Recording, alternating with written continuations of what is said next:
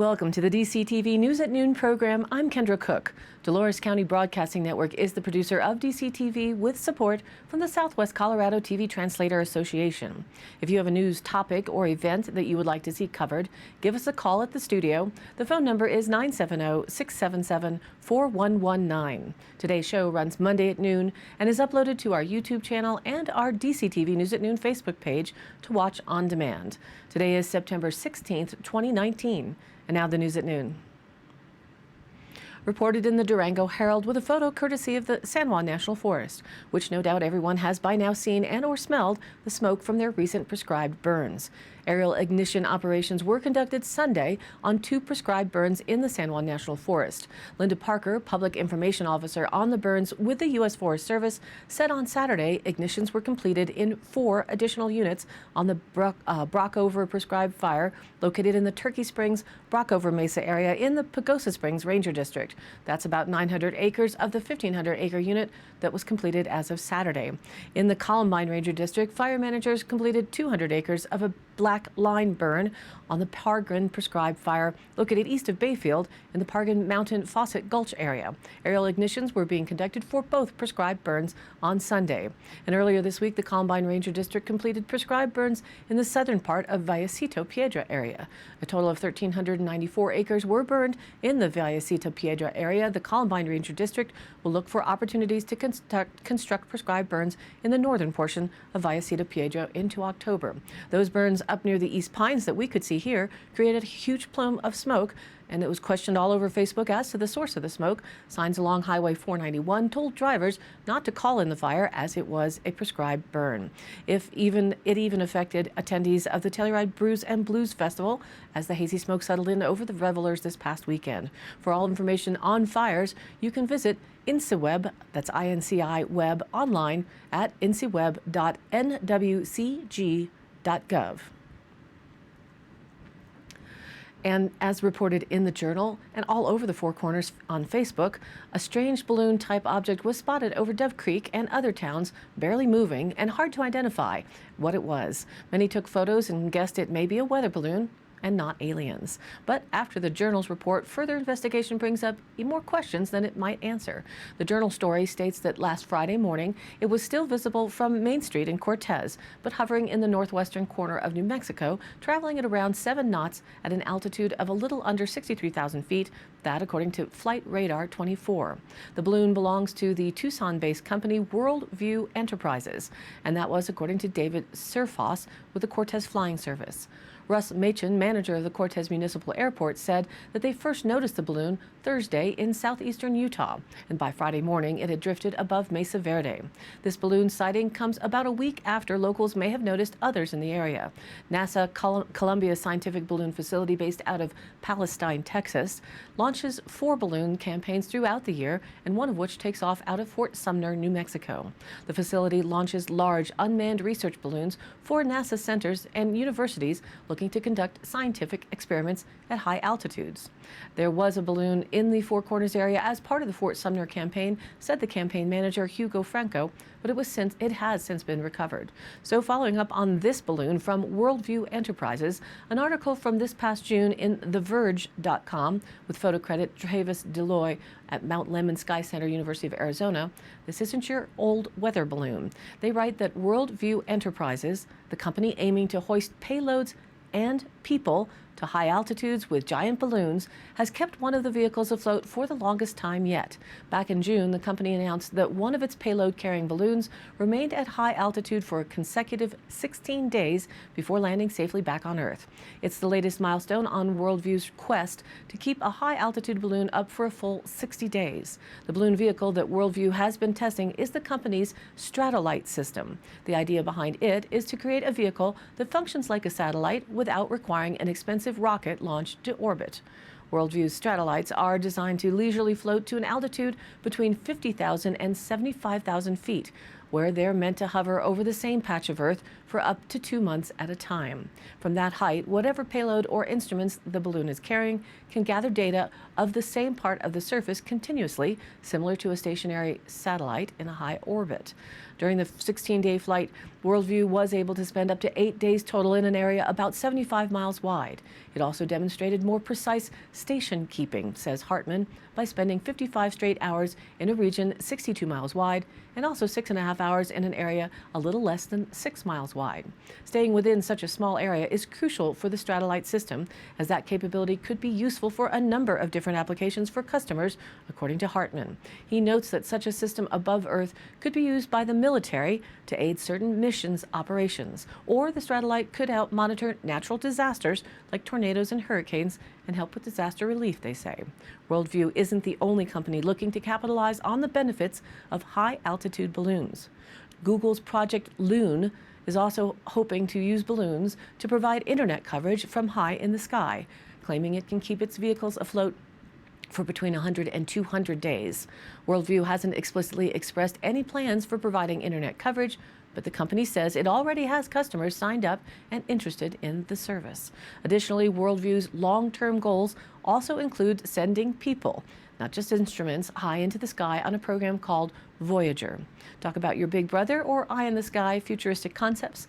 Looks like they are practically here. Here's looking at you, kid.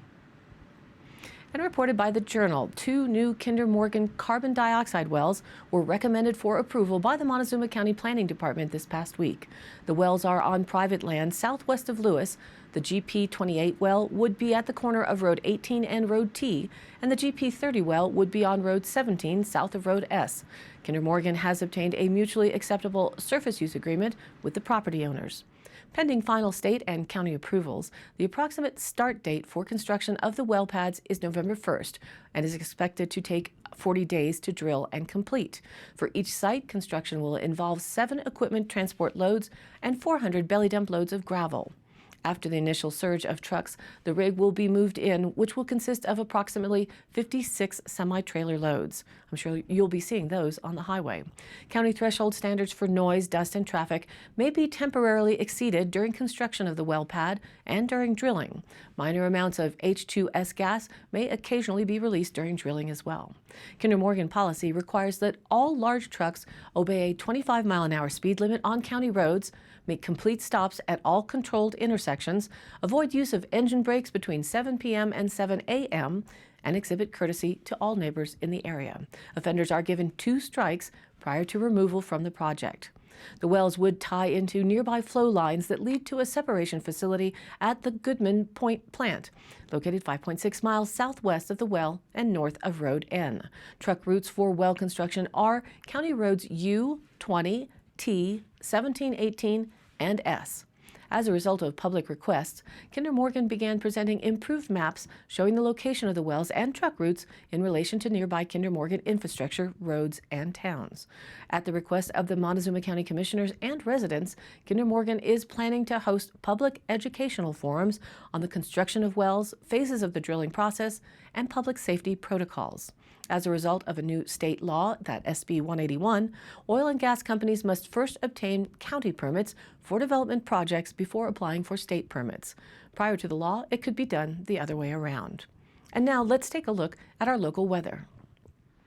Today's weather outlook shows a 30% potential for scattered showers and thunderstorms mainly after 1 p.m.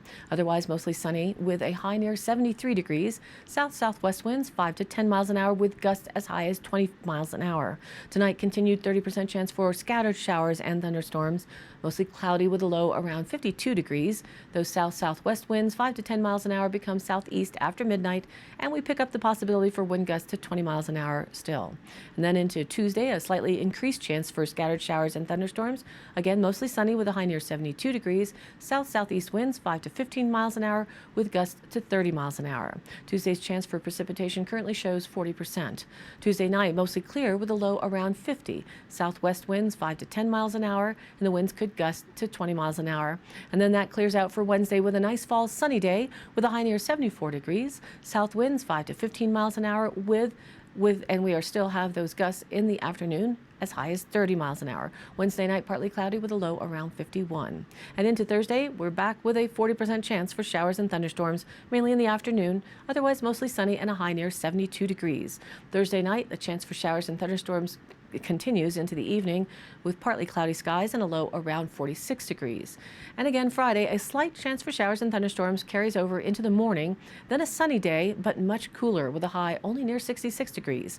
Friday night, mostly clear with a low around 40. Saturday, again, a cool day with sunshine and a high near 69 degrees. Saturday night, clear with a low around 42. And now, back to the news. Reported by KUTV and shared on Facebook by a local mother with an AP photo. September is National Baby Safety Month, and Walmart is using the opportunity to collect old car seats. That means you can trade in the car seat your child has outgrown for a $30 Walmart gift card. The gift card can be used in store or online to buy items for your baby.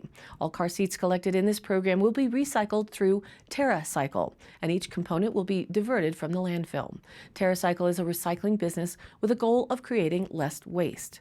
Quote, safety, especially car seat safety, is a top priority for Walmart's baby department. So we wanted to use our size and scale to create an event that offered unprecedented access to trade in an outgrown car seat for a gift card. Perfect for using on your baby's next car seat, said Melody Richards, Vice President of Walmart Baby.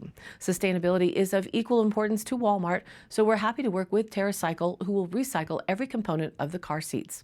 There's a 2 car seat trade-in limit per household. The car seat trade-in event goes through September 30th at participating Walmart retail store locations. Go to the customer service desk for help with the trade. I called to the Walmart in Cortez this morning and confirmed with Zach that they are a participating store for this service. Not that anyone from here is a big fan of the New York Times or anything New York driven, but the Durango Herald followed up on Saturday's art section, noting local talent in the spotlight.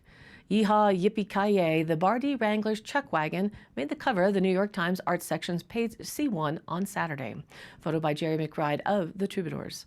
Prime real estate, too. The top 2/3 of C1 were devoted to 3 photographs and a teaser box to a story on page C2 about the Chuck Wagons of the West Association's 43rd Annual Chuck Wagon Jamboree, which was held September 3rd at the Bardee Chuck Wagon at 8080 East Animas Road, County Road 250. The article by Benjamin Rasmussen said camaraderie among Western singing groups is strong, noting several of the bands joined forces at the after-party at Francisco's Restaurant y Cantina to perform several songs highlighted by Merle Haggard's Have You Ever Been to Colorado? Touted in the article is the entertainment value provided by Chuck Wagons across the West, cowboy songs, good grub, and corny jokes. Besides the chicken breast or roast beef dinner, a staple at the Bardee, attendees got a great night of music under the stars and the chance to hear jokes like, did you know that when cows get scared, they hide in trees? What are you talking about? I have never in all my years seen a cow in the trees. Well, there, see how good they are at it.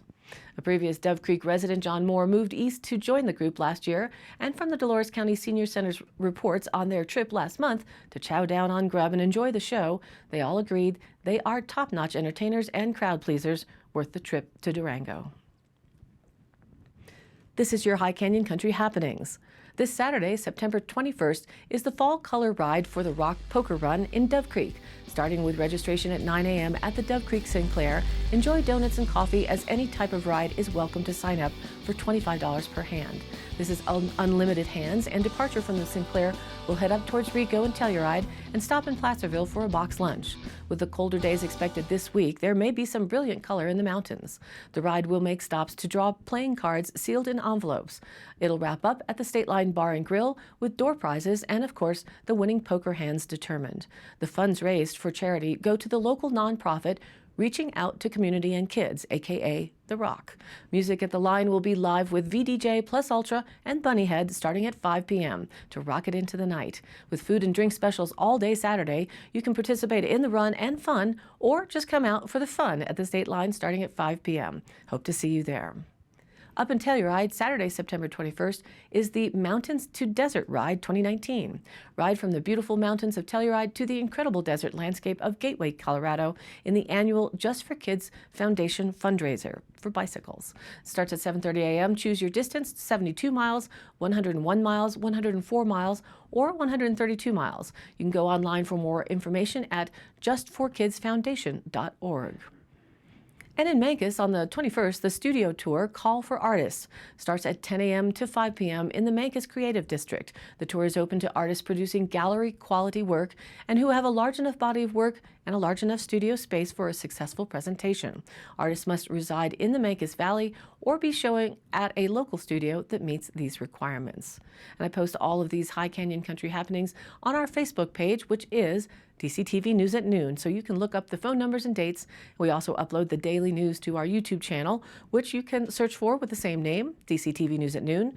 And the broadcast is also posted to the general Facebook page, where we add links to stories of interest, share other events or news, and where you can join in on the conversation too. This is your local community TV station, so if you have something you would like to share, you can contact us by email at dcbnnews@gmail.com or call the station at 970-677-4119, and we'll be happy to help. Thanks for tuning in. News at Noon now airs at noon Monday through Friday, and then is available on demand online on our YouTube channel and posted on our DCTV News at Noon Facebook page. We would like to ask you to please like us there and share it with your friends and family. This has been a production of DCTV for the News at Noon program out of Dove Creek, Colorado, USA. I'm Kendra Cook. Thank you for watching.